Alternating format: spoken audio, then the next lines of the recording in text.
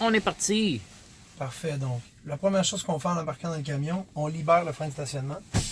Ensuite de ça, je tourne la clé, j'attends le diagnostic.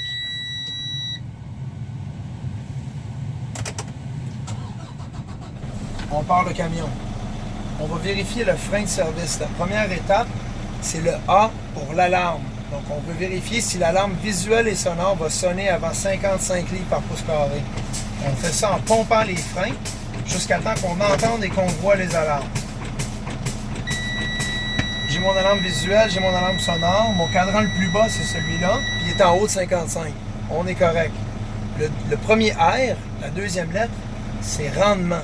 Ce qu'on veut vérifier, c'est est-ce que mon compresseur est capable d'atteindre et de dépasser 90 livres par pouce carré pendant que j'appuie à fond sur la pédale de frein. Donc, ce qu'on va faire, on va attendre que l'aiguille ait atteint 90. On peut l'aider un peu en appuyant sur la pédale, autour de 1000 tours par minute. Je suis pas mal à 90. J'enfonce la pédale de frein. Je m'assure d'être descendu en bas de 90. Je maintiens la pédale, puis je regarde si je vais être capable d'atteindre et de dépasser 90 livres.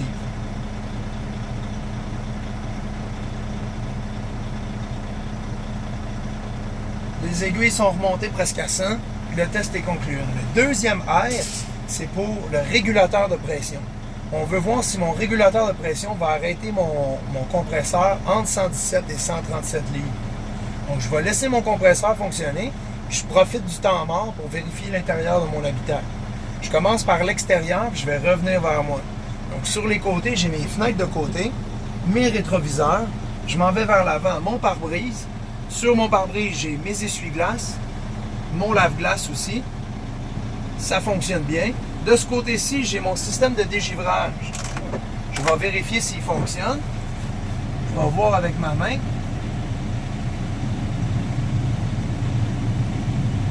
Il vient de partir, ça fonctionne bien. Je reviens vers moi, le volant, solidement fixé. Le klaxon, il fonctionne. Ma ceinture de sécurité, elle s'attache bien. Mon siège tient bien sa position. Normalement, je vérifierais mes fusées éclairantes ou mes 3 triangles et les papiers du véhicule. C'est un véhicule neuf, il n'y en a pas pour l'instant. Donc, on serait en infraction au code de la sécurité routière en ce moment. S'il était là, on serait conforme. On garde une oreille attentive. On vient d'entendre la sécheur d'air. Ça nous indique que le compresseur est arrêté. Je regarde. Je suis à 125, je suis un petit peu plus haut. Je suis peut-être à 130, 132. Entre 117 et 137, je suis correct. Ça va. L'autre lettre, c'est le E pour l'étanchéité. J'éteins mon moteur. Je baisse un peu ma fenêtre. J'enfonce ma pédale de frein. Je laisse la pédale, l'aiguille se stabiliser. Puis là, je vais regarder voir s'il y a un mouvement des aiguilles ou si j'entends une fuite à l'extérieur. Mes aiguilles ne bougent pas, j'entends pas de fuite. J'attends une quinzaine de secondes. Si jamais j'ai un doute, je vais maintenir la pédale enfoncée pendant 1 minute pour quantifier la perte. De 3 à 6 livres, c'est mineur. Plus de 6 livres, c'est majeur. Je redémarre mon moteur. Diagnostic.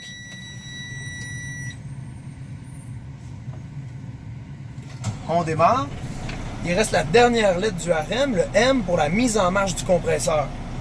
Je veux savoir si mon compresseur va se mettre en marche avant 80 livres. C'est la pression minimale à laquelle le compresseur doit se mettre en marche.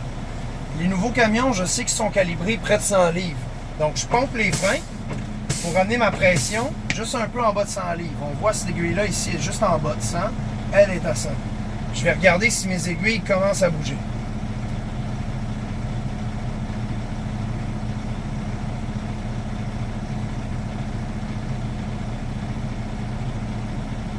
Mes 2 aiguilles se sont mis à remonter. Ça veut dire que mon compresseur s'est remis en marche. J'ai terminé mon RM pour mon frein de service. Maintenant, je peux vérifier mon frein de stationnement. J'applique le frein de stationnement. J'embraye ma transmission. Je confirme que ma transmission est bien embrayée. Là, je vais donner des coups de gaz, peut-être autour de 1000 tours, pour voir si mon frein de stationnement retient bien mon véhicule. C'est bon. Maintenant, je vais libérer mon frein de stationnement. Je vais regarder s'il libère mes roues. Je laisse aller, ça libère mes roues. J'appuie sur la pédale de frein. Ma pédale de frein fonctionne. J'applique le frein de stationnement, je passe au neutre. J'ai testé ma pédale de frein, je vais tester ma pédale d'accélération. Elle retourne à sa position de façon normale et j'ai pas d'odeur de monoxyde de carbone dans la cabine. J'ai complété le test.